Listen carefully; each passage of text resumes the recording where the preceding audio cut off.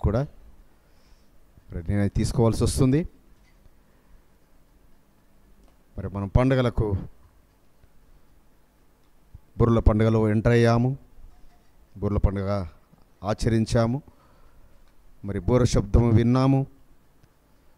ఇక మనం ప్రాయశ్చిత్తార్థ పండుగకు సిద్ధపాటులో ఉన్నాం.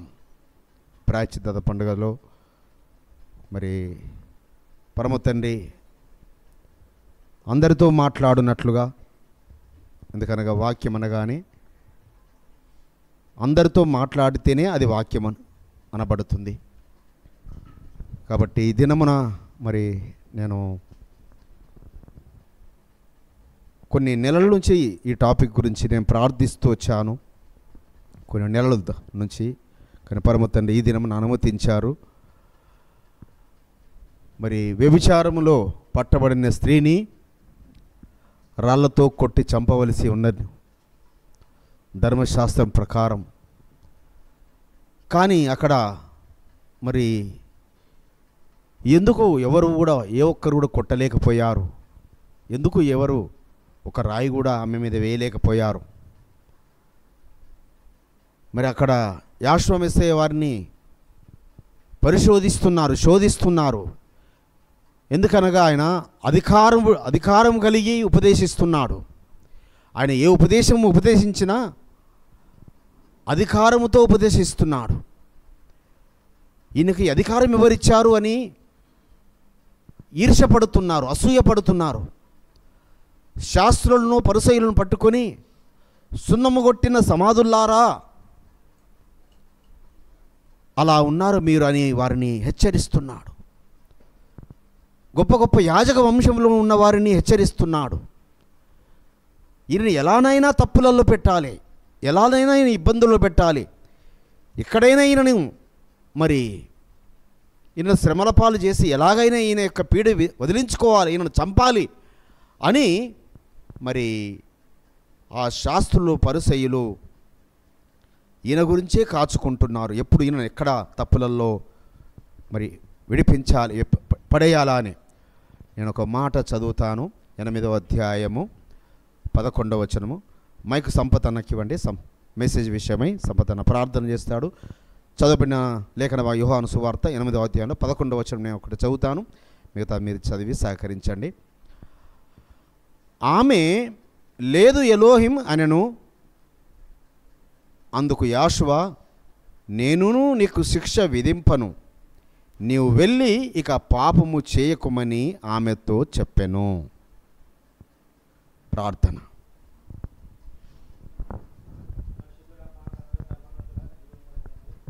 విశ్వమిసాయ మీ ఘనమైన నామమునకు స్తుతులు స్తోత్రములు. అద్భుతకరుడా, ఆశ్చర్యకరుడా, నిత్యుడవు తండ్రి, బలవంతుడవు, సర్వశక్తుడా, మీకే స్థుతులు స్తోత్రం. స్థుతులకు పాత్రుడా, స్తోత్రారుడా, పూజారుడా, మహిమగలన తండ్రి, మహిమాన్వితుడా, ఆది సంభూతుడా, యుగ యుగంలో జీవించువాడా, నిన్న నేడు ఏకరీతి ఉండే తండ్రి, మీకే స్తుతులు స్తోత్రం. ఇదిగో నాయన, మరి ఈ సబ్బాతు రోజు తండ్రి సంఘంగా సమాజంగా మమ్మల్ని సమకూర్చి తండ్రి నాయన ఇంతవరకు మీరు పాటల ద్వారా నన్ను మహిమ పొందినారు, ఆరాధన ద్వారా మీరు మహిమ పొందినారు తండ్రి, మీకే స్తుతులు స్తోత్రం. సర్వోన్నతుడా, జీవం గల తండ్రి యాషోవా మెస్సయ్య, మరొకసారి ఇగోనైనా మరి నీ దాసుడు జనార్దన్ బ్రదర్ను ప్రత్యేకంగా జ్ఞాపకం చేసుకోండి. తనను తండ్రి మీ రానుచాటున మరుగుపరుచుకొని మాకు కావలసిన మరి జీవపు గల ఉపదేశమును మీరు మనకు అనుగ్రహించవలసిందే కోరుచున్నాను. దయగల తండ్రి, కృపగల తండ్రి, నాయన చెప్పబడే వాక్యం మేము నాయన గ్రహించుటకు మాకు వినగలిగే చెవులను, గ్రహించే హృదయాన్ని అనుసరించేటట్టు మరి మీరే సహాయం చేయవలసిందే కోరుచున్నాను. యెషోవా మెస్సయ్య తండ్రి, ఇదిగోనైనా నీ వాక్యం మా పాదంలో దీపము, మా త్రోవకు వెలుగునై ఉన్నది. మరి ఈ లోకంలోని మరి సమస్త జనులు తండ్రి మరి నీ వాక్యం చేతనే మా ప్రవర్తనను సరి చేసుకునవలసింది ఉండగా అట్టి వాక్యాన్ని తండ్రి మరి నీ దాసుడు నీ ప్రియకుమారుడు జనార్దన్ బ్రదర్ మరి ఇప్పుడు మాకు తండ్రి వాక్యాన్ని అందించనే ఉండగా మీరే సహోదరునితో ఉండి తండ్రి మరి మాకు కావాల్సిన వర్తమానం అందించుటకు మీరే సాయం చేయవలసిందే కోరుచున్నాను. వినబడే వాక్యం తండ్రి మా జీవితాలలో అలవరుచుకొని దాని ప్రకారం మేము జీవించి మీకు ఇంకా సమీపంగా ఉండి తండ్రి నాయన మిమ్మల్ని స్తుతిస్తూ ఘనపరుస్తూ మహిమపరచుటట్టు మీరే సాయం చేయవలసిందే కోరుచున్నాను. మరి నాయన మరి వర్ష ప్రభావం వల్ల రాని వారిని కూడా మీరు దీవించండి తండ్రి. అదేవిధంగా ఇక్కడ కూడిన ప్రతి ఒక్కరిని మరి పేరున దీవించి ఆశీర్వదించవలసిందే కోరుచు మరొకసారి మన జనార్దన్ బ్రదర్ నీ కృపగాల హస్తాలకు అప్పచెప్తూ ఈ కొద్ది నొప్పులు మా ప్రియ రక్షకుడు విమోచకుడైన నజరేయుడైన యేషువ మెస్సీయ నామములో అడిగి వేడుకొంచున్నాం తండ్రి. ఆమేన్. థ్యాంక్ యూ అన్న, థ్యాంక్ యూ సపోజ్ అన్న. మరి చదవబడిన లేఖన భాగము మనం చూసినప్పుడు ఈ భాగం అంతా 7వ అధ్యాయము 8వ అధ్యాయము, యోహాను సువార్త 7వ అధ్యాయం 8వ అధ్యాయము. ఇది పర్ణశాల పండుగ సందర్భంలో జరుగుతున్న సంఘటనలు ఇవన్నీ. పర్ణశాల పండుగలో సగం పండుగ అయిన తర్వాత యేషువ మెస్సీయ వారు మందిరానికి వెళ్ళారు. సగం పండుగ వరకు ఆయన వెళ్ళలేదు. కానీ అనుదినము మాత్రం ఆయన ఒలీవ కొండ మీదకి వెళ్ళి ప్రార్థనా జీవితము కలిగి ఉంటున్నాడు.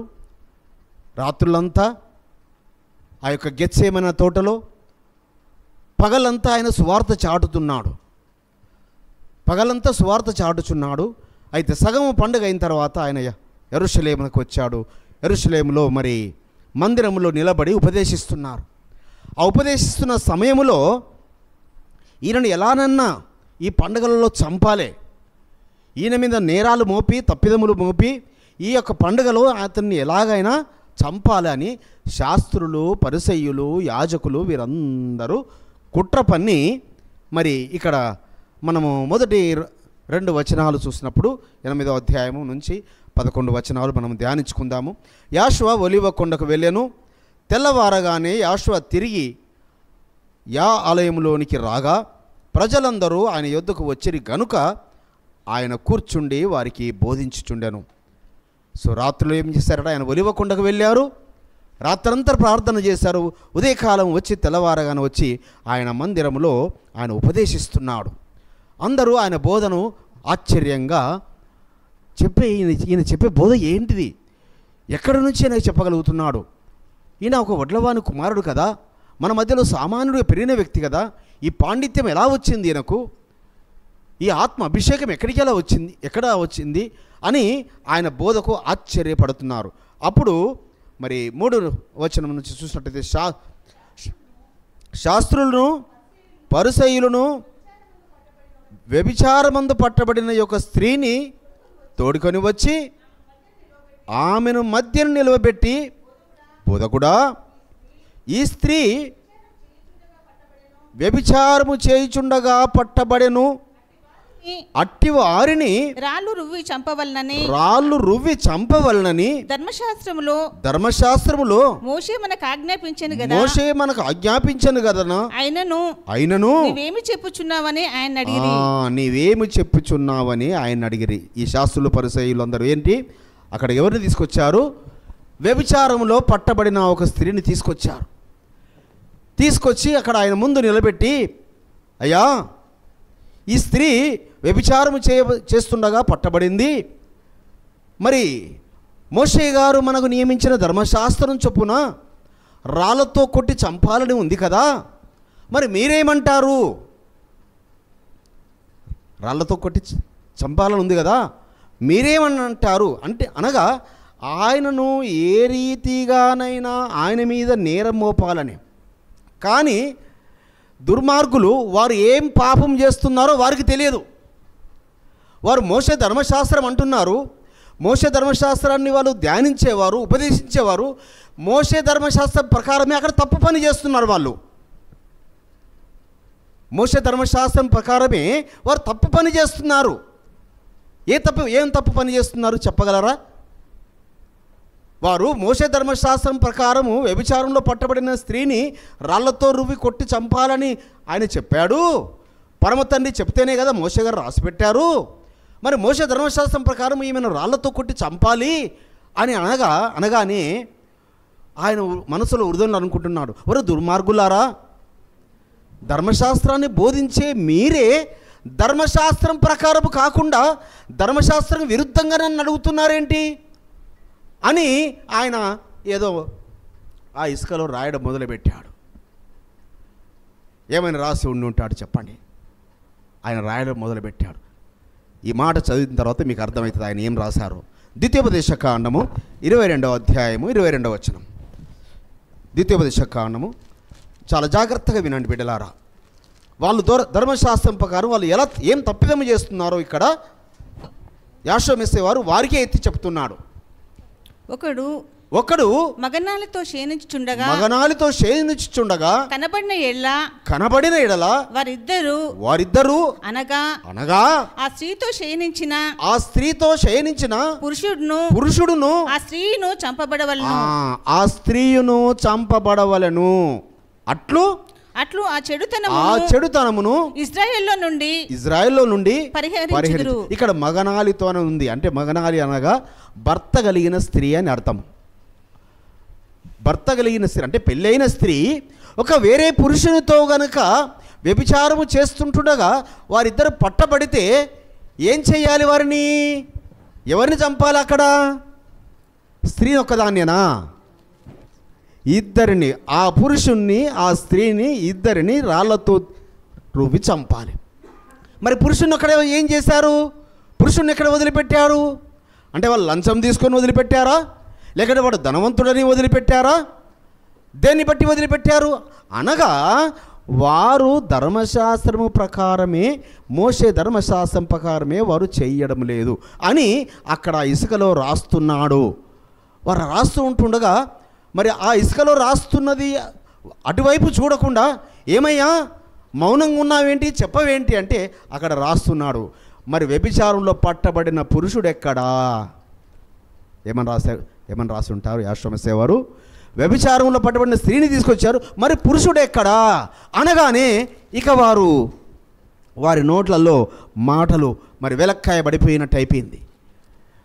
అంటే వారు ఎలాంటి పరిస్థితి అయిపోయిందంటే కుడిదిలో పడిన ఎలక పరిస్థితి అయిపోయింది వారిది. ఎందుకనగా మోషే ధర్మశాస్త్రం ప్రకారము ఈయనను తప్పిదములో మనం మోపుదామంటే అదే ధర్మశాస్త్రముని ఎత్తి మనల్నే తప్పులకు గురి చేస్తున్నాడు కదా, మనకే తీర్పు తీరుస్తున్నాడు కదా, ఓయమ్మో అని భయపడుతుంది. అయినా కూడా వారు ఏం చేస్తున్నారట? అయినా వారు వదిలిపెట్టకుండా వారు ఏం అడుగుతున్నారట చూడండి. 6వ వచనం చదవండమ్మా. 8వ అధ్యాయం 6వ వచనం. యోహాను సువార్త 8:6. ఆయన మీద నేరం మోపవలనని ఆయనను శోధించుచు ఇలాగున అడిగిరి. అయితే యాషువ వంగి నేల మీద వ్రేలితో ఏమో వ్రాయిచుండెను. వారాయనను చుట్టూ వదలక వారాయనను పట్టు వదలక అడుగుచుండగా ఆయన తల ఎత్తి చూచి మీలో పాపము లేనివాడు మొట్టమొదట ఆమె మీద రాయి వేయవచ్చునని వారితో చెప్పి మరలా వంగి నేల మీద వ్రాయిచుండెను. వారు పట్టు వదలక ఆయన అడుగుతున్నప్పుడు మళ్ళీ ఆయన ఏమంటున్నాడట?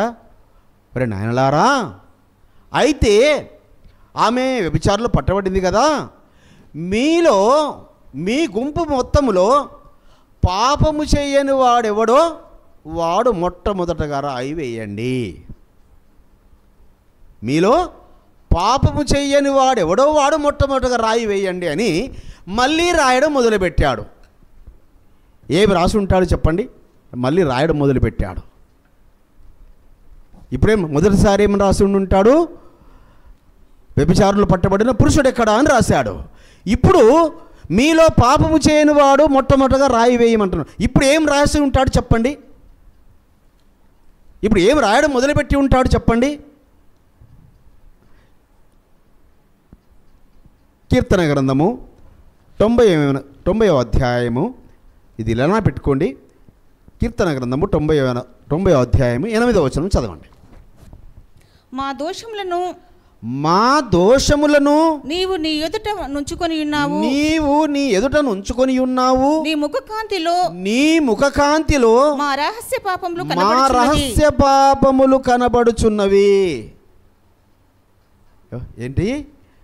మన యొక్క రహస్య పాపములన్నీ ఎక్కడ కనబడతాయట? ఆయన ముఖకాంతిలో కనబడుతున్నాయి. కాబట్టి అక్కడ ఉన్నవారు ప్రతి ఒక్కడు పాపియే. వారు ఒక్కొక్కడి పాపమును రాస్తున్నాడు. ఒరే ప్రధాన యాజకుడా, నువ్వు ఈ రోజున ఏం పని చేశావురా అని రాశాడు వాని పేరు పెట్టి.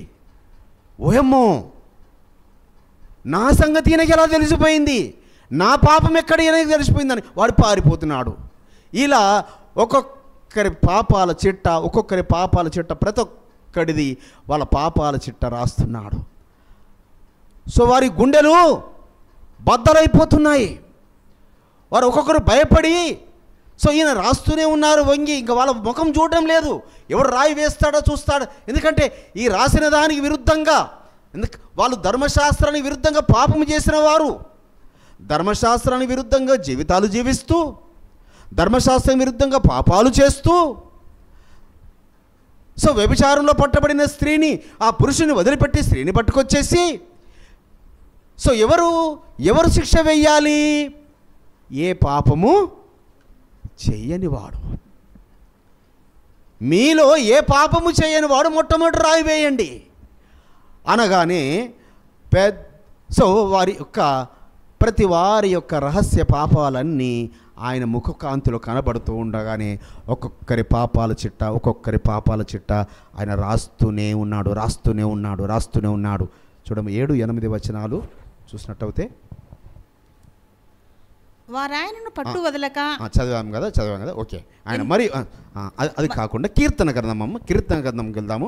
7వ అధ్యాయము కీర్తన గ్రంథం 7వ అధ్యాయము 14-15 వచనాలు చదువుదాం. కీర్తన. పాపము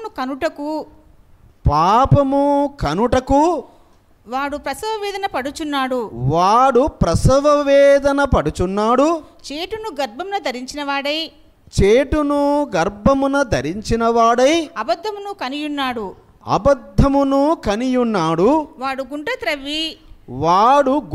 త్రవ్వి దానిని లోతు చేసి ఉన్నాడు. తాను త్రవ్విన గుంటలో తానే పడిపోయాను. వీరందరెవరు? ఈ శాస్త్రులు, ఈ యాజకులు, ఈ ఉపదేశకులు, ఈ పెద్దలు, వీరందరూ ఏం చేశారు? వారు పాపమును కనుటకు వారు ప్రసవ వేదన పడుతున్నారు. వారు పాపము చేసి అంటే పాపము గర్భము ధరిస్తే ఏమవుతుంది? పాపము కనుటకు వాడు ప్రసవ వేదన పడుచున్నాడు. చేటును గర్భమున ధరించాడు. దేని గర్భములో ధరించారు? వాళ్ళు చెడు పనులన్నీ చేసి పాపాన్ని కనడానికి గర్భము ధరించి ఉన్నారు అందరూ. అక్కడ వచ్చిన వారందరూ ప్రతివాడు కూడా చెడ్డ పని చేసి, దుర్మార్గపు పనులు చేసి, అబద్ధ సాక్ష్యాలు చెప్పి, దొంగతనాలు చేసి, లంచగొండులుగా ఉండి, సో ఇతరుల మీద లేనిపోనియన్ని మాట్లాడి, అన్నదమ్ముల మధ్యలో జగడాలు పెట్టించి, భార్యాభర్తల మధ్యలో గొడవలు పెట్టించి, సో వారు గొప్పవారని మరి వీధులలో వందనాలు కోరుకుంటూ, మరి విందులలో అగ్రస్థానాలు కోరుకుంటూ గొప్పవారుగా పిలువబడుతున్నారు, గొప్పవారుగా కనబడుతున్నారు. కానీ వారు ఏంటట?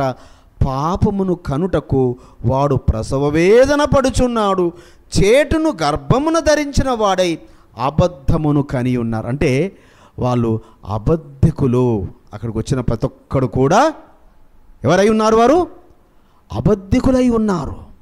అబద్ధికులు అంటే ఎవరి సంతానము? అబద్ధికులు సాతాను యొక్క సంతానం, సాతాను యొక్క పిల్లలు. అందుకే సర్ప సంతానమా ఏమన్నాడు? సర్ప సంతానమా, అపవాది పిల్లలారా, అపవాది సంబంధికులారా అంటే ఉన్న మాట అంటుంటే ఊర్లో ఉండనివ్వరు కదా. ఉన్న మాట అంటున్నాడు కాబట్టి ఆయన ఎప్పుడు చంపుదాం ఇతన్ని, ఎలా చంపుదాం ఇతన్ని అని వీరు చేసిన పనేమో, వీరేమో చేటును గర్భము ధరించారు, పాపము కనడానికి సిద్ధంగా ఉన్నారు. అందుకే ఏమైంది అక్కడ? వాడు గుంట త్రవ్వి దాన్ని లోతుగా చేసి ఉన్నాడు. వీళ్ళందరూ ఏం చేశారు? యాషోమేసే వారికి గుంట తవ్వుదామనుకున్నారు. యాషోమేసే వారికి గుంట తవ్వుదామనుకున్నారు. ఆయనను ఈ మోషే ధర్మశాస్త్రం ప్రకారం ఈయన ఏం చెప్తాడు?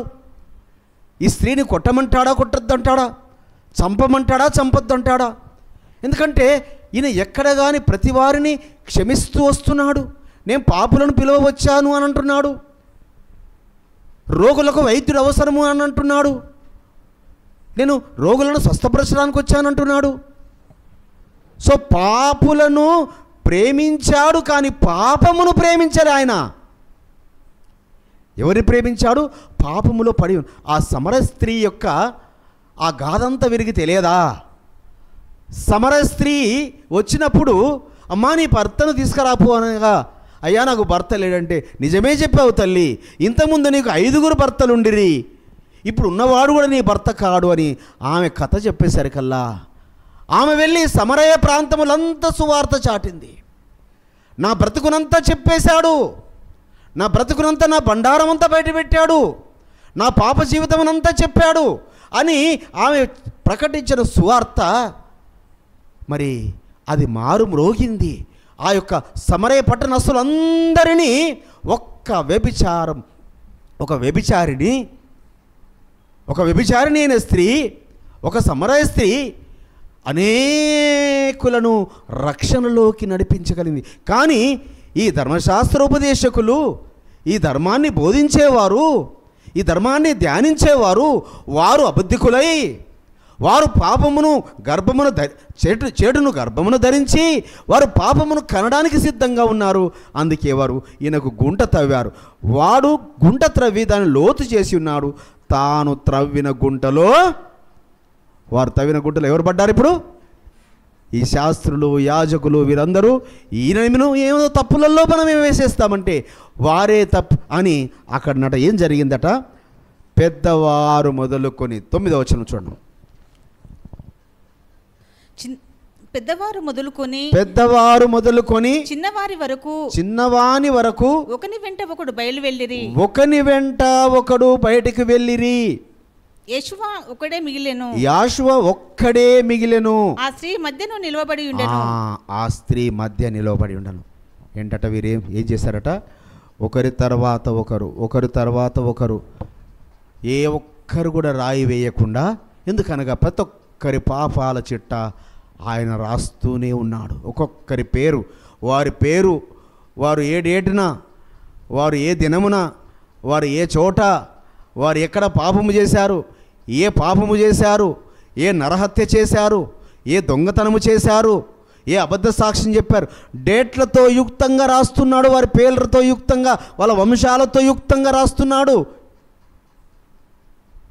సో ఇక వారి వారి వారి గుండెల్లో రైళ్లు పరిగెత్తుతున్నాయి. అసలు ఎవరైనా ఈయన ఎవరైనా ఎలా తెలిసినా, నా పాపములు ఈయనకి ఎలా తెలుసు, నా దోషములు ఈయనకి ఎలా తెలుసు, నేను చేసిన నరహత్య ఈయనకి ఎలా తెలుసు, నేను చేసిన వ్యభిచారం ఈయనకి ఎలా తెలుసు, నేను మందిరంలో తీసుకున్న లంచాలు ఈయనకి ఎలా తెలుసు, నేను మందిరాన్ని దొంగల గుహ చేశానని ఈయనకి ఎలా తెలుసు అని ఒక్కొక్కడు భయపడుతూ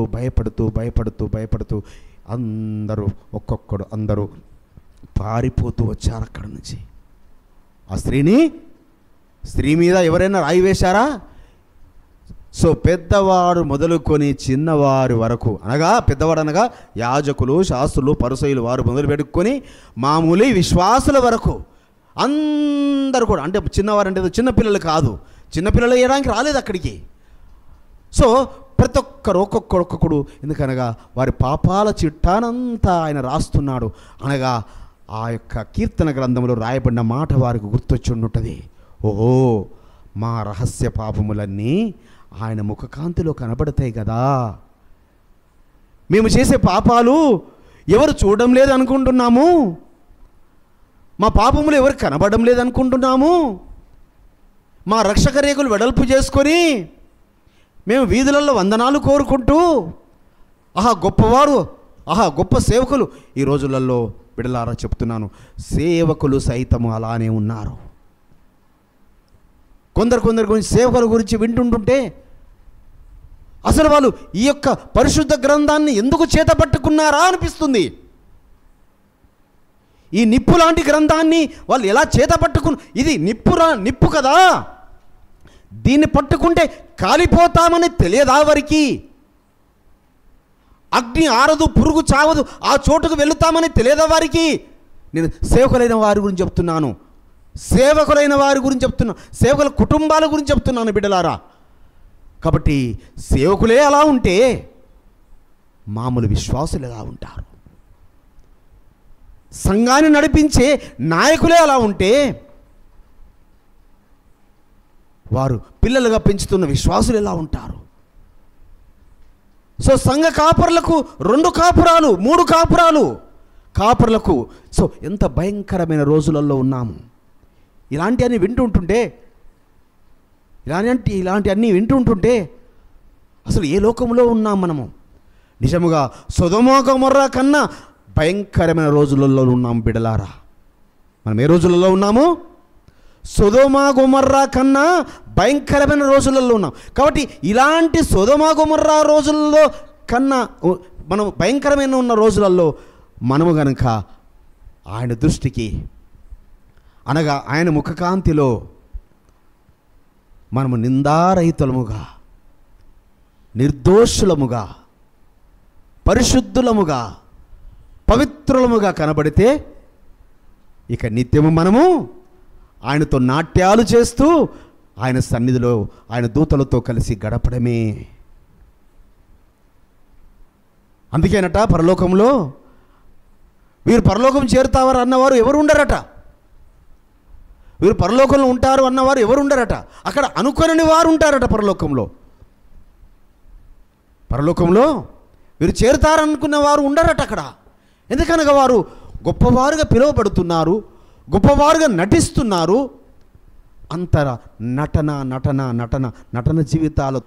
ఎందుకనగా ఆ బీజము పోలేదు. ఆ శాస్త్రుల యొక్క, ఆ పరిసయ్యుల యొక్క, ఆ యాజకుల యొక్క బీజము అది అలానే కొనసాగుతున్నది. యాజకత్వం మాకు అప్పగించబడిందని. యాజకత్వం అప్పగించబడడం అంటే అపొస్తలుడైన పౌలు గారు అంటారు, నాకు గృహ నిర్వాహకత్వం అప్పగించబడింది.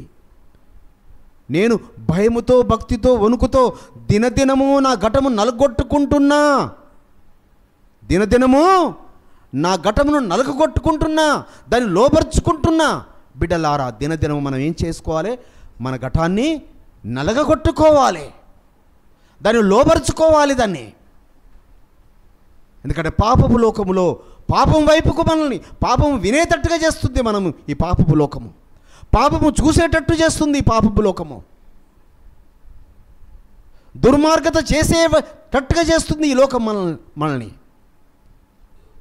ఇక ప్రభుత్వ ఉద్యోగులైతే 1000లో ఒకరుంటారా సంపదన్న లంచం తీసుకొని వారు? 1000లో ఒకరుంటారా? ఏమో, నాకైతే డౌటే. 1000లో ఒకరైనా ఉంటారో లేదో. సో ఒకప్పుడు ప్రభుత్వ ఉద్యోగులు అంటేనే లంచగొండులు. కానీ ఇప్పుడు ప్రైవేటు యాజమాన్యాలు, ప్రైవేట్ కంపెనీస్లో అంతా లంచగొండులే. ప్రైవేట్ కంపెనీలలో అసలు ప్రైవేట్ కంపెనీ అంటే ఎంత నిక్కచ్చిగా ఉండేవారు. ఒక 30 years బ్యాక్ నా కెరీర్ నేను స్టార్ట్ చేసినప్పుడు ఎంత నిక్కచ్చిగా ఉండేవారంటే. కానీ ఈ రోజులలో ప్రైవేట్ కంపెనీలన్నీ కూడా, అందుకే అటు ప్రభుత్వ సంస్థలు కూలిపోతున్నాయి, ఇటు ప్రైవేట్ సంస్థలు కూలిపోతున్నాయి. సో ఇక ప్రభుత్వ ఉద్యోగులు అంటేనే మరి ఎక్కడ ఎక్కువగా లంచాలు వస్తాయో అక్కడ ఎక్కువ డబ్బులు ఖర్చు పెట్టి అక్కడ పోస్టింగ్ చేయించుకుంటారు. ఎందుకనగా యదా రాజా తదా ప్రజ. రాజులు అలా ఉన్నారు, ఏలేవారు అలా ఉన్నారు, పరిపాలకులు అలా ఉన్నారు. పరిపాలించేవారు అలా ఉన్నప్పుడు మరి ఉద్యోగులు అలా ఉండకుంటే ఎలా ఉంటారు? కాబట్టి అలనాడు యాజకులు, శాస్త్రులు, పరిసయ్యులు వారు దుర్మార్గులుగా ఉండి, వారు పాపులుగా ఉండి ఒక స్త్రీని పురుషుని వదిలిపెట్టి స్త్రీని చంపాలని, రాళ్లతో చంపాలని ఆయనను శోధించి ఎలాగైనా ఈ పర్ణశాల పండుగల్లో ఆయన చంపాలి. యాషోమేశ్వరు అంటారు, నా సమయం ఇంకా రాలేదు. వాళ్ళ తమ్ముళ్ళు అడుగుతారు, అన్నయ్య పండుగకు రారా మీరంటే, నా సమయం ఇప్పుడు రాలేదు, ఇంకా మీరు వెళ్ళండి. ఎందుకనగా ఆ పర్ణశాల పండుగలో ఆయన పట్టుకొని చంపాలని చూస్తున్నారు. సో ఇక్కడ ఈయన తప్పులలో దొరుకుతాడని. కానీ గుంట తవ్వారు, ఆ గుంటలో ఎవరు పడిపోయారు? కాబట్టి బిడ్డలారు, మనం ఎవ్వరికి గుంటలు తవ్వకూడదు. గుంటలు తవ్వితే ఆ గుంటలో మనమే పడిపోతాము. మనము మరి చెడును గర్భము ధరించకూడదు. చెడు పనులు మనము చేయకూడదు. అసలు అబద్ధం అంటేనే మనకు అసహ్యంగా ఉండాలి. ఏముండాలి? అబద్ధం అంటేనే అసహ్యము, హేయము. ఎందుకు అసహ్యంగా ఉండాలి? ఎందుకు హేయంగా ఉండాలి? అబద్ధము అంటే అసహ్యమని అపవాది సంబంధికులం అవుతాం కదా. అబద్ధాన్ని ప్రేమిస్తే, అబద్ధాన్ని ప్రేమించి జరిగించేవారు, అది ఏ విషయమైనా కావచ్చు బిడ్డలారా.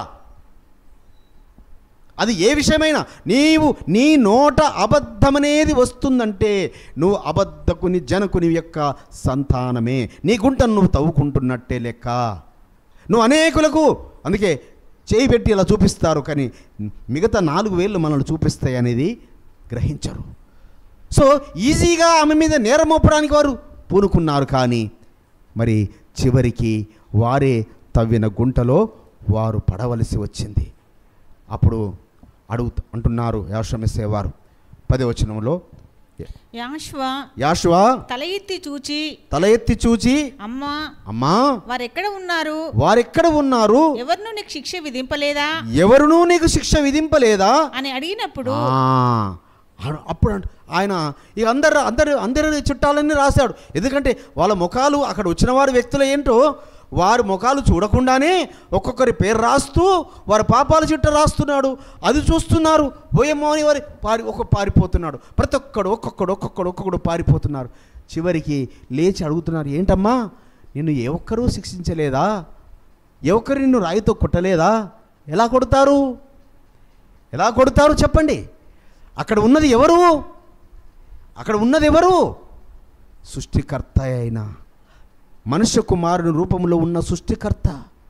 ఆ సృష్టికర్త యొక్క ముఖములో వారి యొక్క రహస్య పాపాలన్నీ కనబడుతున్నవి. వాటినంతా రాస్తున్నాడు. ఎలా శిక్షించగలుగుతారు వారు పాపం చేసిన వాడు ఎలా రాయి వేస్తాడు? అక్కడే మిగతా ఆయన్నే రాయి వేసి చంపేస్తాడు వాళ్ళను. ఎవడైనా పొరపాటు రాయి వేశాడు అనుకో, మరి దుర్మార్గుడా నువ్వు చేసిన పాపం ఏంటి అని ఆ నోటి గుండా మాట వెలువడితే చాలు వాడు అక్కడే చస్తాడు. ఎందుకంటే పేతురు ఆ అననీయ సిప్పోరలను, ఏంటి మీరు ఏం చేశారు? మీరు ఇంతకే అమ్ముకున్నారా మీ సొత్తును అని అడిగినందుకు మీ సొమ్మును వాళ్ళు ఏం చేశారు? వాళ్ళ సొత్తునంతా వాళ్ళ సొత్తే అమ్ముకున్నారు. సగం దాచిపెట్టుకున్నారు, సగం తీసుకొచ్చి అపొస్తలుల పాదముల యుద్ధ పెట్టారు. ఏంటయ్యా అననయ్య, ఇంతకైనా నువ్వు అమ్మింది అంటే అంతకే అన్నాడు. అంతే. ఏమన్నాడు? అబద్ధము అంతకే అమ్మాను. ఏమన్నా శపించాడా పేతురు గారు? అక్కడ పేతురు గారు ఏమైనా శపించాడా? తన సొత్తును తన స్వాస్థ్యమును తాను అమ్ముకున్నాడు, సగం దాచిపెట్టుకున్నాడు, భార్యతో ఇద్దరు కుమ్మక్కై. కానీ అబద్ధం ఆడాడు. దానికి ఏమని నీ ఇంతకే అమ్మావా అని అంటున్నాను ఉన్నాడు. వాడు పడి చచ్చాడు అక్కడ. ఎవరు? అననీయ. మళ్ళీ కొంత సమయం అయిన తర్వాత ఈ జరిగింది ఎరగక, తన భర్త చనిపోయాడని తెలవక ఆయన భార్య వస్తుంది. ఈ భార్యనైనా నిజము చెబుతుందేమో, ఈమెకైనా మారు మనసుందేమో, ఎందుకంటే భర్త ప్రేరేపణతో ఈ భార్య పాపం చేసిందేమో అని, ఏమ్మా మీ సొత్తును మీరు అమ్ముకున్నది ఇంతకేనా అంటే, అయ్యా అంతకేనయ్యా. ఓహో అలానా? అగో నీ భర్త యొక్క శవమును మోసుకెళ్ళిన వారు అక్కడే ఉన్నారు, నిన్ను కూడా మోసుకెళ్ళిపోతున్నారు. ఎందుకంటే తెలిసిపోయింది పేతురు గారికి, అబద్ధం ఆడితే వారికి వచ్చే శిక్ష మరణ శిక్ష. అదేవిధముగా యాశ్వామిస్సే వారి ఎదుట కనుక ఇందులో ఎవడైనా పొరపాటున పాపము చేసిన వాడు రాయి వేసి ఉంటే వాడు అక్కడే పడి చచ్చేవాడు. వాడక్కడే. సో శిష్యుల యొక్క నోటి గుండా మాట వెలువడితేనే అబద్ధం ఆడినందుకు వాళ్ళు చచ్చినప్పుడు మరి జీవపు దాత ఎదుట, ముక్తి ప్రదాత ఎదుట, సర్వ సృష్టికర్త ఎదుట, సర్వలోక రక్షకుని ఎదుట వారు ఎలా తప్పిదము చేయగలుగుతారు? అమ్మా నిన్ను ఎవరు శిక్షించలేదా? అయితే 11వ వచనం చదువు. ఆమె లేదు ఎలోహిం అనెను. అందుకు యాషువా నేను నీకు శిక్ష విధింపను. నీవు వెళ్ళి ఇక పాపము చేయకుమని ఆమెతో చెప్పాను. అమ్మా వారందరిని శిక్షించలే కదా ఎవరు కూడా. అయితే నేను శిక్షించడానికి రాలేదు, నేను తీర్పు తీర్చడానికి రాలేదు, నేను క్షమించడానికి వచ్చాను, నేను క్షమించడానికి వచ్చాను. కాబట్టి ఇక నేను నిన్ను శిక్షించను,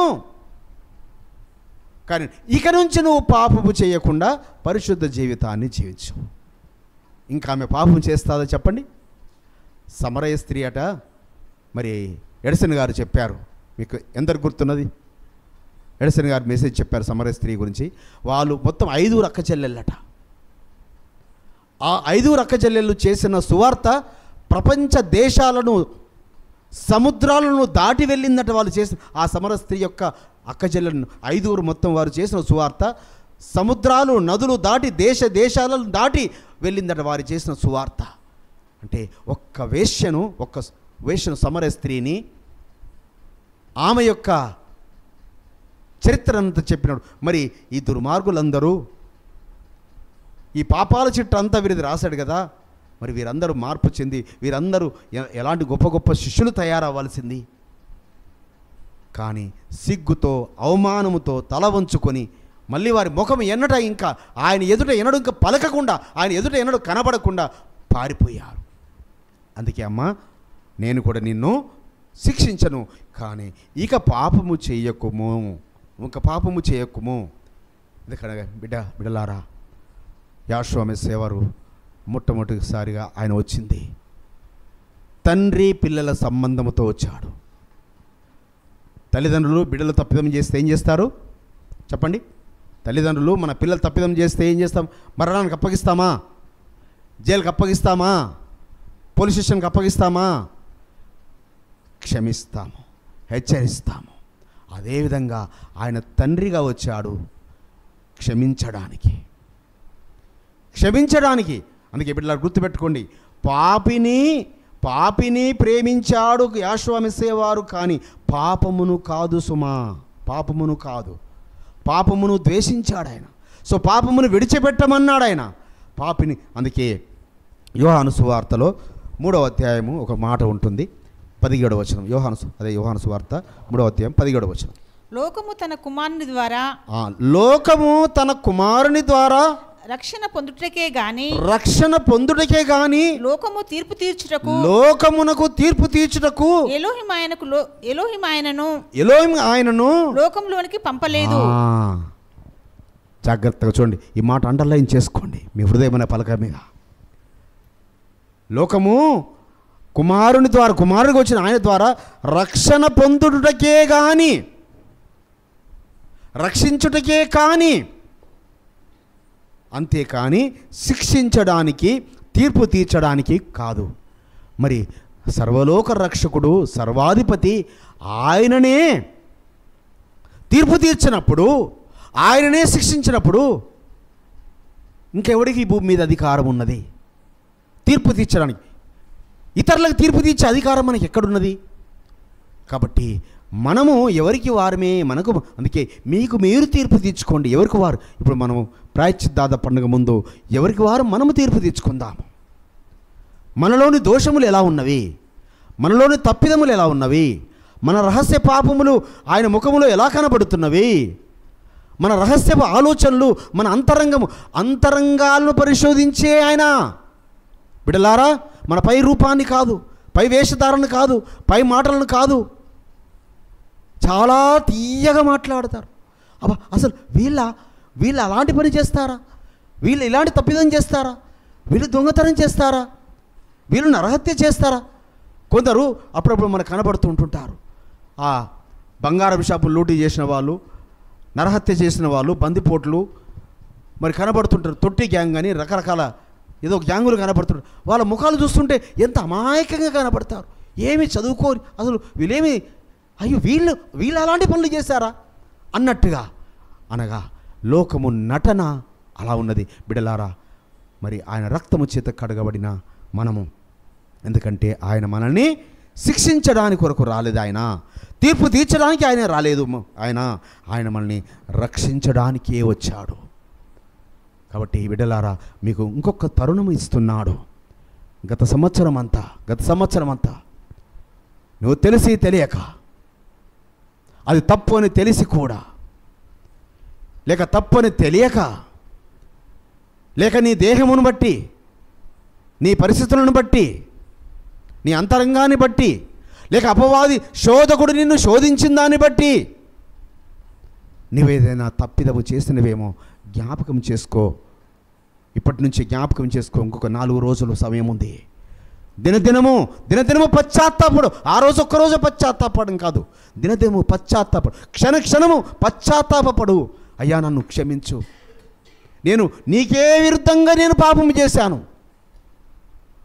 నేను నీకే విరుద్ధంగా పాపం చేశాను. ఏలి కుమారులట, ఏలి ఏమంటాడు? మనుషులకు విరోధంగా పాపం చేస్తే ఎలోహిం ఏమన్నాడు? కానీ మీరు ఎలోహింకు విరుద్ధంగా మీరు పాపం చేశారా నాయనా, నా కుమారులారా, మీరు ఎలోహింకు విరుద్ధంగా పాపం చేశారు. కాబట్టి మన అంతరంగాల్లో, మన హృదయములలో, మన మనసులలో, మన దేహంలోని అవయవాలలో, నీ దేహంలో ప్రతి ఒక్క అవయవాన్ని పరీక్షించుకోండి.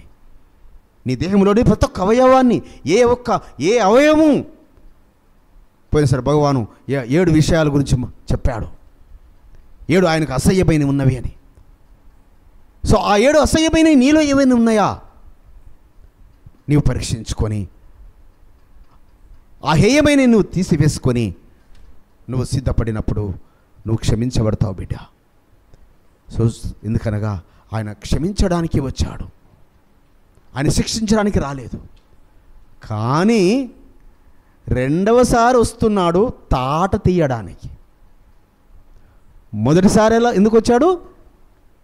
ప్రేమించి క్షమించడానికి వచ్చాడు. రెండవసారి మాత్రము తాట తీస్తాడు. రెండవసారి ఎలా వస్తున్నాడు? మొదటిసారేమో తండ్రిగా వచ్చాడు కాబట్టి పిల్లలుగా మనల్ని క్షమించాడు. రెండవసారి ఎలా వస్తున్నాడు? భర్తగా వస్తున్నాడు, వరుడుగా వస్తున్నాడు. డాగు మచ్చ కలంకము లేని కన్యకగా మనల్ని సిద్ధపరచడానికి కొరకు, డాగు మచ్చ కలంకము లేని వధువుగా మనల్ని సిద్ధపరచుకోవడానికి కొరకు. కాబట్టి అలా సిద్ధపడితేనే డాగు మచ్చ కలంకము లేని కన్యకగా, ఆయనకి ఇష్టకరమైన ప్రీతికరమైన వధువుగా నిన్ను నువ్వు సిద్ధపరచుకొని ఆ ప్రాయశ్చిత్త దినమున నువ్వు పశ్చాత్తాపడితేనే, ఆ ఒక్కరోజే కాదు బిడ్డలారా, నేను చెప్తున్నాను, ఇంకా ఇప్పుడు ఈ 4 రోజులు ఉంది. ఈ 4 రోజులు ప్రతి క్షణము నీకు చాలా విలువైన సమయము. బూర్ల పండుగ రోజు నుంచే స్టార్ట్ అవుతుంది పశ్చాత్తాప పడము. బూర్ల పండుగ రోజు నుంచే పశ్చాత్తాపం స్టార్ట్ అవుతుంది. కాబట్టి దినదినము పశ్చాత్తాపడి, సో మనము ఆయన ఆ వరుడుగా కనబడే సమయంలో, ఆహా నా వధువు, ఆహా నా కన్యక, ఆహా నా పరిశుద్ధురాలు, ఆహా నా పవిత్రురాలని నిన్ను ఆయన పెళ్లి చేసుకోవడానికి కొరకు ఆ సుక్కోతు పండుగలో, పర్ణశాల పండుగలో, ఆ వివాహ విందులో మనము, ఆ మధ్యాకాశంలో ఆ వివాహ విందులో మనం ఎత్తబడే గుంపులో ఉందాము, విడవబడే గుంపులో కాకుండా ఎత్తబడే గుంపులో ఉండునట్లుగా మనల్ని మనం సిద్ధపరచుకుందాము. ఆ విధంగా పరమ తండ్రి, మరి మనము ఇతరులకు తీర్పు తీర్చక, మనకు మనం తీర్పు తీర్చుకుంటూ, ఇతరుల కుటుంబాలకు తీర్పు తీర్చక మన కుటుంబమునకు మనం తీర్పు తీర్చుకుంటూ, ఇతరుల యొక్క పిల్లలకు తీర్పు తీర్చక మన పిల్లల గురించి మనం తీర్పు తీర్చుకుంటూ, సో ఇతర సంఘాలకు తీర్పు తీర్చకుండా మన సంఘమునకు మనం తీర్పు తీర్చుకుంటూ, ఇతర సేవకులకు తీర్పు తీర్చకుండా ఏ సేవకుడు తనకు తాను తీర్పు తీర్చుకుంటూ సిద్ధపడేదే నిజమైన డాగు మచ్చ కలంకం లేని వధువు. ఆ విధంగా